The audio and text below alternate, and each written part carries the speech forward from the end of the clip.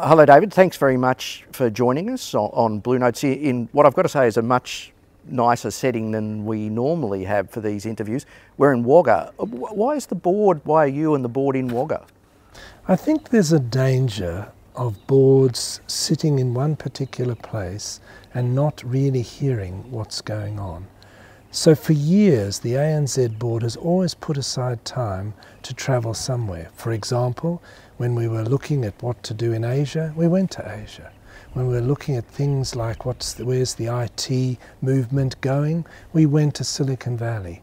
And we decided with droughts, with people doing wonderful things in agriculture, with regional areas developing, that we should come to Wagga, a wonderful regional area, and basically see for ourselves. Learn from the people who are here and actually take back ideas and memories so that it can educate us around the board table.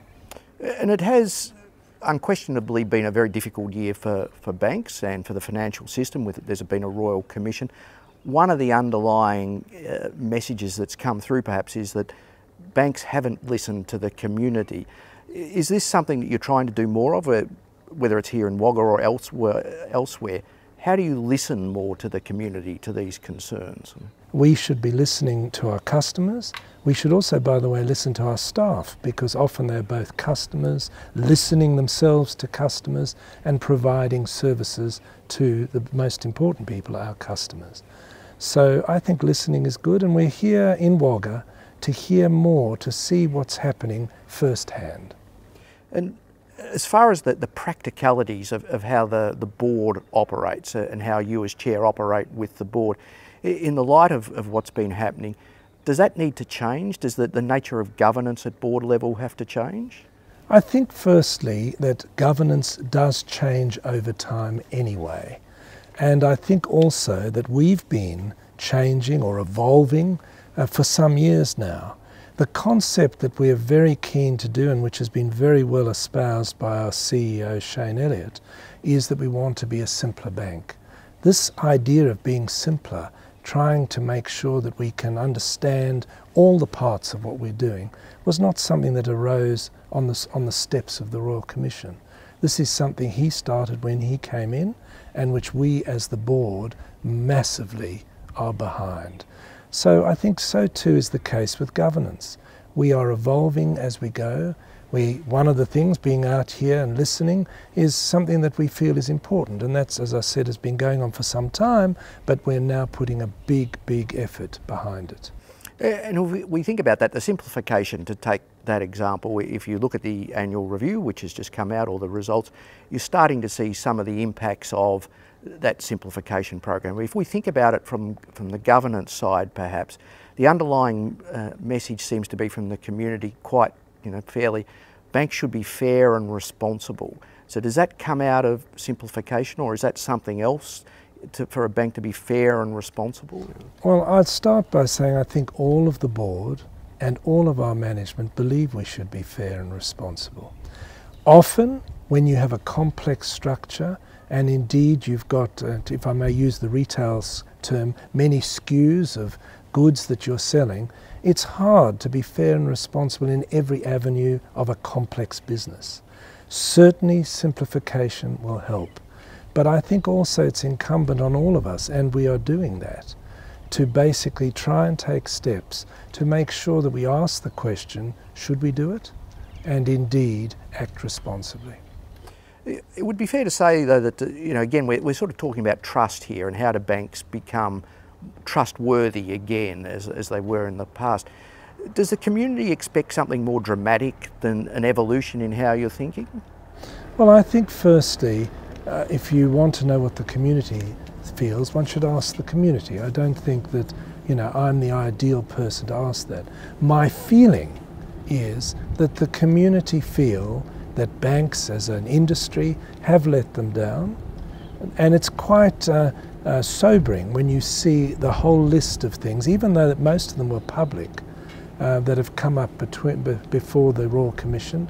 They were very public before, but seeing them all together is very sobering. And I believe we, as a consequence, have to try and rebuild trust and I believe with excellent staff, an openness, a simplification, and indeed a feeling that we're going to be fair and responsible, I think we can do that.